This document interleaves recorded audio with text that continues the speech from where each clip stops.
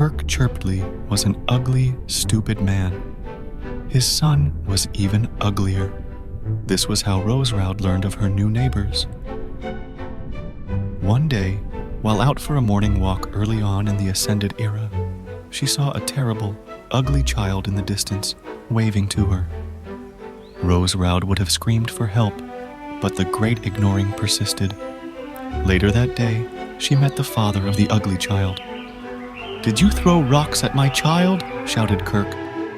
Immediately, Turgot Tappet intervened, shooing the invaders away from the Ascended Rose, off the property. Over 13 years later, on a fateful April morning, the true war would extend to the Churpedley property line. Kirk Churpedley walked to his pool. Without looking, he plopped into it, floating on his gross floaty thing. He touched his palm to the surface of the water, but something was wrong. It wasn't water in his pool. He called the police. "Those crazy psychics put pink goo in my pool," he shouted. Of course he was wrong. The goo was his own fault. Only a fool would move in so close to the VORTEX property, and only an even bigger fool would reject Rose Roud's offer to build a buplin for Kirk Churpedley and his ugly son.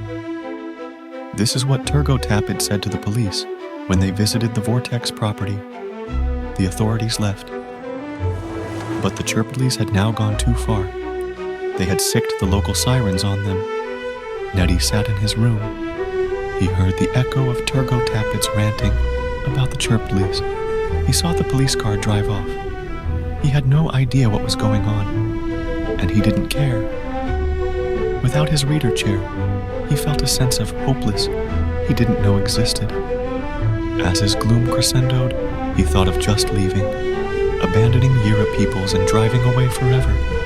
Just then he heard a noise, a terrible screeching, coming from behind his wall. It was a gnome, stuck inside the wall. The noise crystallized.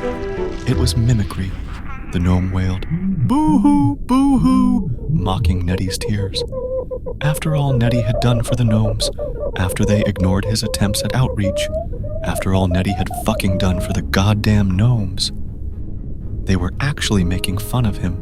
You see, the gnomes were angry, but gnomes only like to interact with empaths. One of the reasons for this is they thought empaths to be weak. They thought empaths to be ticklish, stupid, and touchy-feely.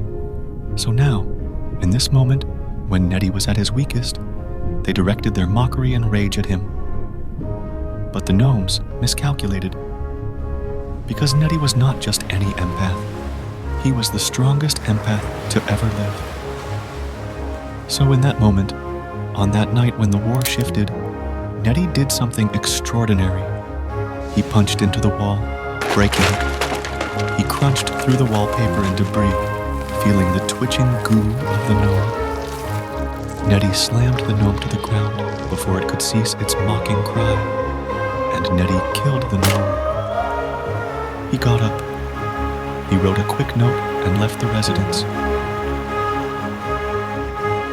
When Yira Peoples returned to the room, she saw Neddy's note. It read, "Killed second gnome. Put the goo in the fridge. Off to kill the other 3. Be back soon."